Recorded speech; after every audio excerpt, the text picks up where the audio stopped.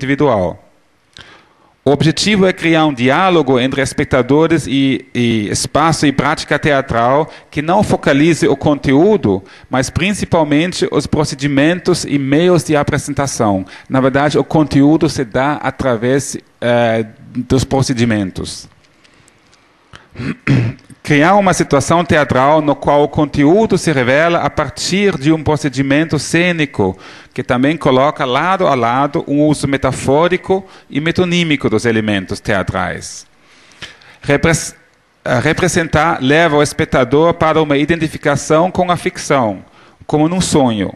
O performar, o enfoque no situacional, leva a atenção dele para o modo de apresentação, frisando a teatralidade do momento. E o ser, a presença do real, abre o fenômeno teatral para uma indagação das relações com o mundo real. A partir e através, isso é importante, da experiência pessoal do performer e do espectador. E da relação pessoal que o espectador estabelece com os acontecimentos da situação teatral. Então, estamos perante de um arranjo cênico que justapõe o representar, performar e ser, ou o signo metafórico, o signo metonímico e o puro objeto, para realçar a concretude ambígua e até contraditória da situação teatral, e desestabilizar a percepção do espectador. O grau de imersão e interação varia. Também o grau do enfoque metateatral na situação do encontro teatral.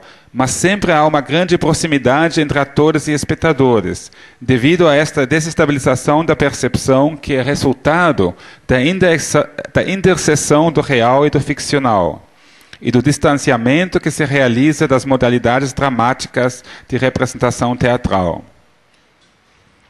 O jogo explícito, com esta copresença de diversas modalidades de apresentação ou de enunciação, permite desestabilizar a percepção habitual do espectador, tanto a respeito do fazer teatral quanto a sua experiência cotidiana. O conflito dramático talvez continue a existir, mas ele é sobreposto por um conflito entre essas modalidades de apresentação, tanto mais quanto mais elementos de instalação a montagem incorpora. Estamos, então, perante um trabalho cênico que, em termos de tempo e espaço, trabalha com princípios de montagem e colagem. O princípio da colagem transgride o espaço ficcional e engloba o espaço teatral como um todo, ou seja, ele inclui o eixo cena-teatron, o palco-plateia. De fato, a justaposição de elementos representacionais e performativos leva a colagem cênica em sua tendência a romper a unidade do espaço ficcional. Por exemplo, em termos de atuação, são apresentados corpos em cena que possuem a qualidade de oscilar descontinuamente entre a pura corporeidade, a sua potência performativa e a capacidade de incorporar um personagem. Se a gente lembra aquela menina com como chama? Tipo uma... Grafite, exatamente, tipo uma mordaça, um cordaço e o grafite, né? Enquanto ser humano, assim, ela está desenhando, mas também enquanto ser humano, a gente, ela aparentemente sofre uma dor, mas que a gente associa isso com outras imagens, aí a gente está no nível da representação. Ela ativa imagens de presos, sei lá, de tortura, tudo isso, né? Isso é representação. E tudo isso está presente nessa única imagem e fica, a nossa atenção oscila, desliza entre essas camadas, né? Ok, eu vou ter que pular um pouquinho.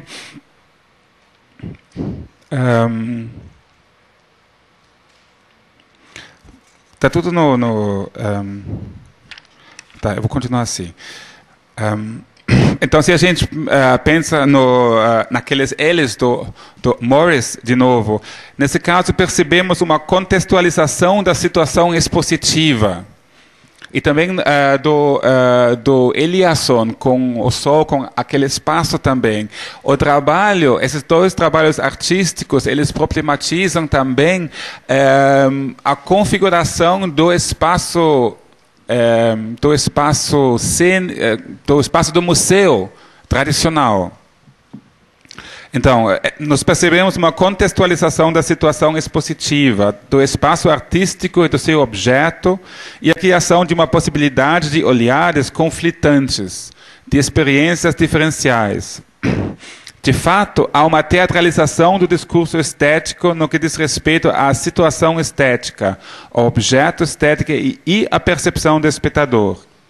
Há também uma dramatização no sentido cotidiano da palavra, na medida em que as relações internas e externas dos objetos expostos produzem conflitos na percepção e na experiência do receptor. Eu vou me concentrar em quê? Nessa imagem da menina que desenha. Eu vou digamos, na agilidade, na habilidade de segurar o carvão, ou eu vou me concentrar na imagem da tortura? As duas ficam complexas. As duas ficam presentes. Digamos assim, essa relação, ela vai diretamente a questões fundamentais do teatro e, no meu ponto de vista, ela é agonal. Ela provoca ou ela levanta o que é a questão mais antiga do teatro, né? A questão do agon. Quais são as forças que atravessam a sociedade e marcam a nossa convivência.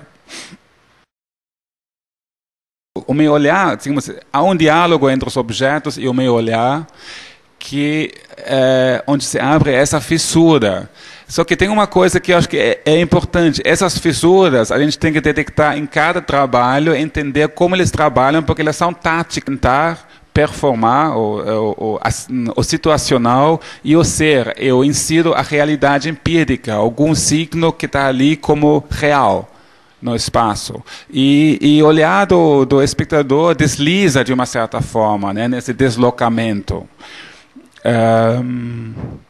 Tinha mais uma coisa, mas agora isso escapou. Mas acho que isso são os elementos básicos que eu acho que para mim é a instalação deslocada das artes visuais para o campo teatral. Obrigado.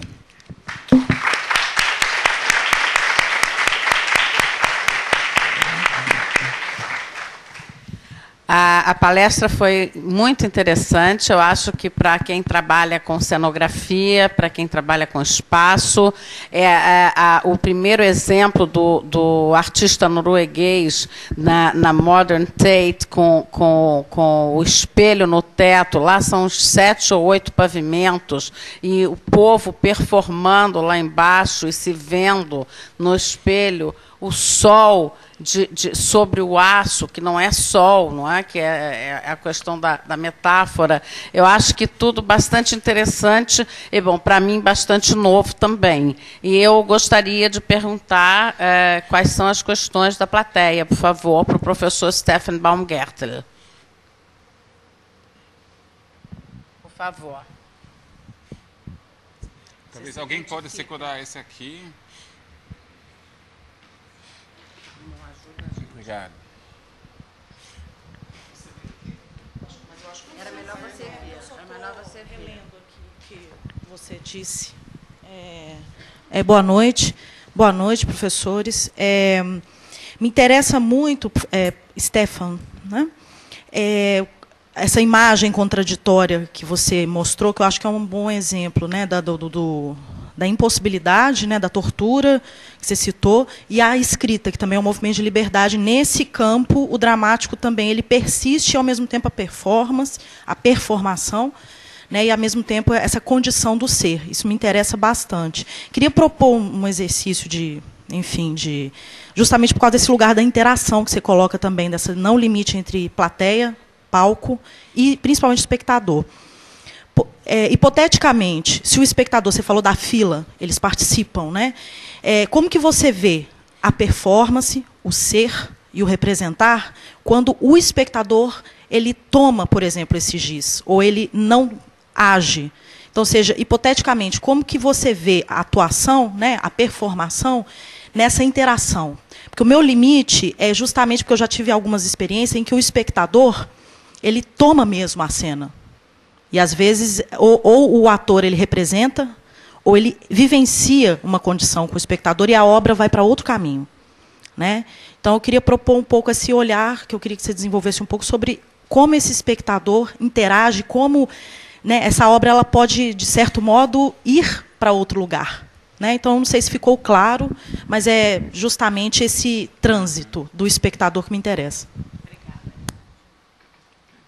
Eu acho que quando a obra vai em outro lugar e o espectador começa a agir e toma a cena, ótimo.